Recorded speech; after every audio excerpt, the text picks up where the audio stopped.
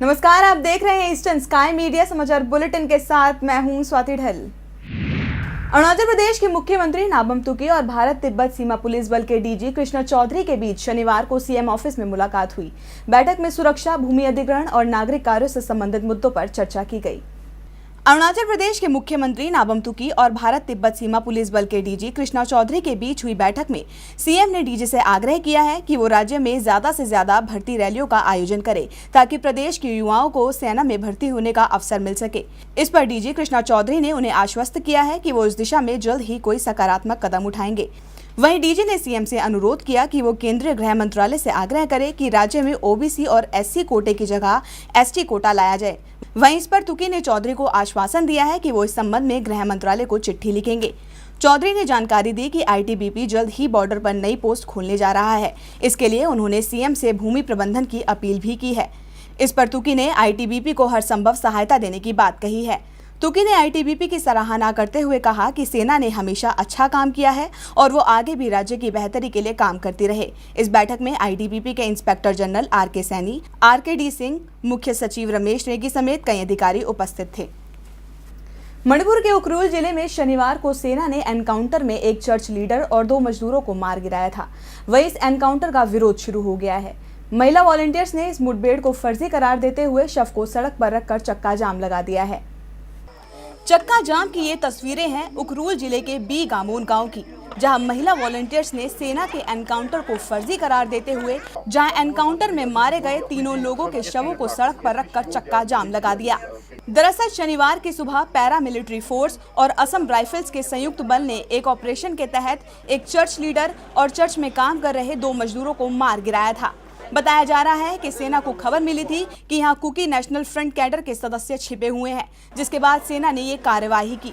वहीं ग्रामीणों का कहना है कि मारे गए 3 लोग निर्दोष हैं, उनका किसी भी उग्रवादी संगठन से कोई संबंध नहीं है।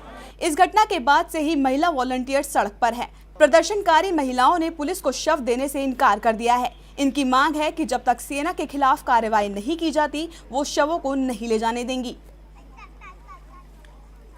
Actually, according to the news, we got that the information 3 people is dead. The one is Mr. Pauline Hongsai, local secretary, and another 2 person is from Métis community, and the 2 people went to they are the mystery for making charge. है मैंने major मोहित से भी मैंने बहुत request किया, sir आप आते हैं, अगर उग्रवादियों को ढूंढते हैं तो ढूंढिए, लेकिन मेरे विलेजर्स को कुछ नहीं होना चाहिए। ये मैंने उनसे रिक्वेस्ट भी किया था।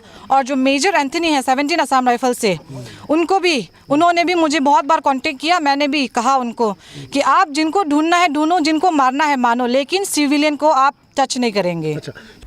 देश के पूर्व प्रधानमंत्री राजीव गांधी की 24वीं पुण्यतिथि के अवसर पर गुरुवार को अरुणाचल प्रदेश यूथ कांग्रेस की नई टीम ने भी शपथ ग्रहण की। अरुणाचल प्रदेश में गुरुवार को देश के पूर्व प्रधानमंत्री राजीव गांधी की पुण्यतिथि के अवसर पर कांग्रेस की नई युवा ब्रिगेड ने भी शपथ ग्रहण की। ईटानगर के राजीव गांधी स्टेडियम में सभी नए सदस्यों को शपथ दिलाई गई। नई टीम में हर जिले से प्रतिभाशाली युवा नेताओं को जगह दी गई है ताकि टीम का सही ढंग से संचालन किया जा सके। अरुणाचल प्रदेश यूथ कांग्रेस के प्रेसिडेंट न्यामर कारबक ने कहा कि नई टीम को आगे ले जाना ही उनकी प्राथमिकता है। वहीं उन्होंने दावा किया कि भविष्य में इस टीम से कई नेता पंचायत स्तर तक जाएंगे। सबसे पहले बात होगा कि मुझे पूरे ये टीम को कोऑर्डिनेशन के साथ ले जाना है और इनके सहयोग से डिस्ट्रिक्ट लेवल में भी जो यूथ कांग्रेस का ऑफिस बेयर्स हमें अपॉइंट करना है, फिर असेंबली लेवल तक हम जाएंगे।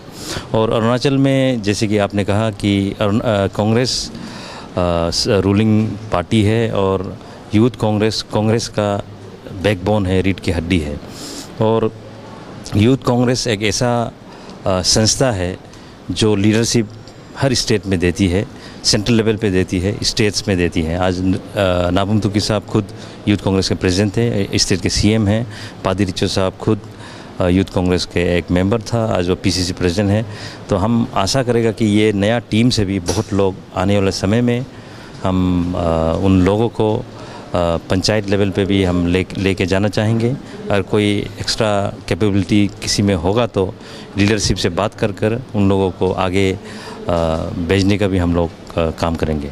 प्रदेश में फैली राजनीतिक अस्थिरता के मामले पर कारबाग ने कहा कि राज्य में पार्टी को कोई खतरा नहीं है।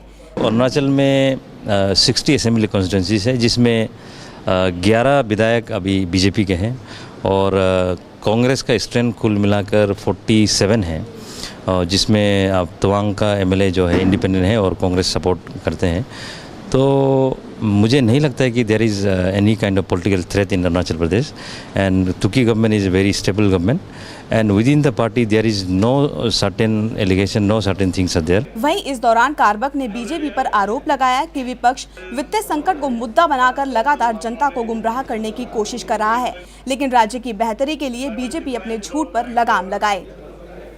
अरुणाचल में आज जो फाइनेंशियल जो क्राइसिस जो चल रहा है वो सिर्फ अरुणाचल में नहीं पूरे देश भर में चल रहा है और बीजेपी इसको अरुणाचल को हेल्प करने के बजाय इसको कुकटअप करके बदनाम करने का काम कर रहा है, सेंटर में नीलाम करने का काम कर रहा है। इसे बीजेपी को बंद करना होगा, क्योंकि समय रहते उनको समझ में आ जाएगा कि पब्लिक इतना भी बुद्धू नहीं है कि चीज़ को ना समझे।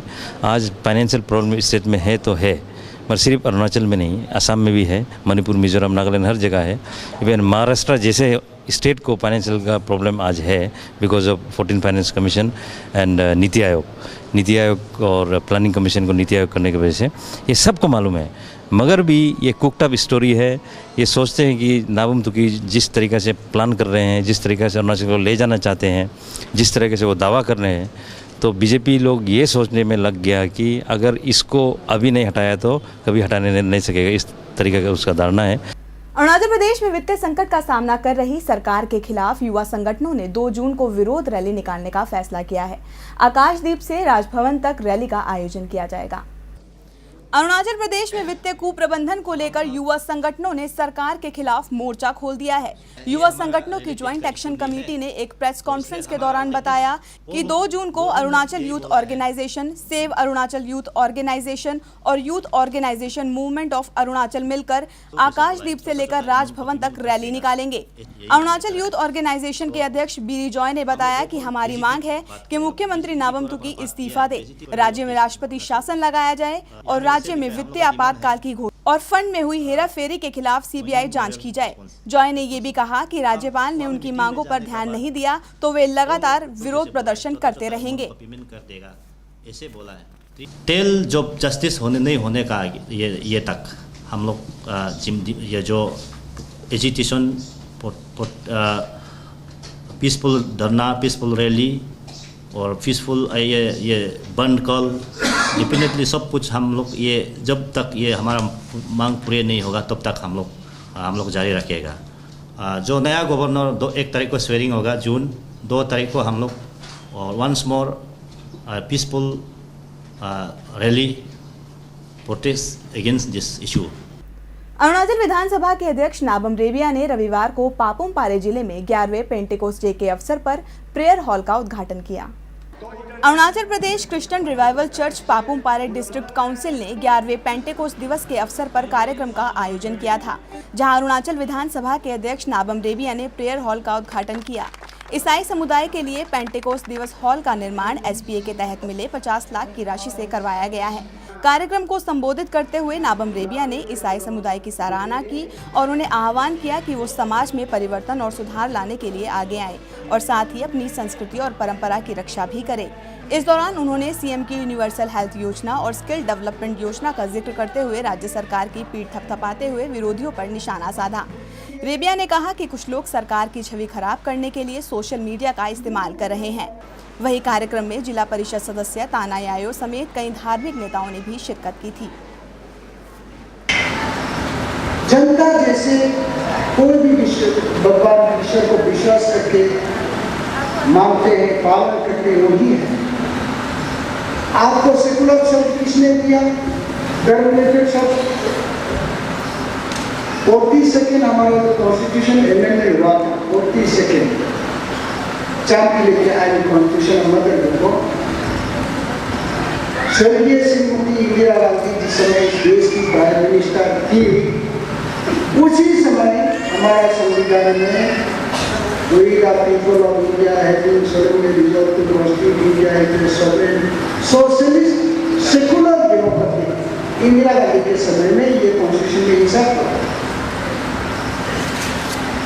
चीजें धर्म के नाम पर हमने दुनिया देखा है। हम बहुत ज्यादा ये सब हिंदी बना हम जानते दुनिया क्या चीज हम लोग बहुत देखा है। हम लोग चर्च में भी जाते हैं, मंदिर भी जाते हैं, मस्जिद भी जाते हैं। केवल हम बाप्टाइज नहीं हुआ, हम तो चर्च में जाते, बड़े बड़े चर्च में, बाहर में जब जाके जाते पेरिस में गया, चर्च में गया, देश के अंदर भी बड़े बड़े चर्च में, श्रीलंका गए वहाँ से चर्च में गया, प्रेयर करते परिवार के साथ। खबरों के इस अंक में फिलहाल इतना ही। नमस्कार।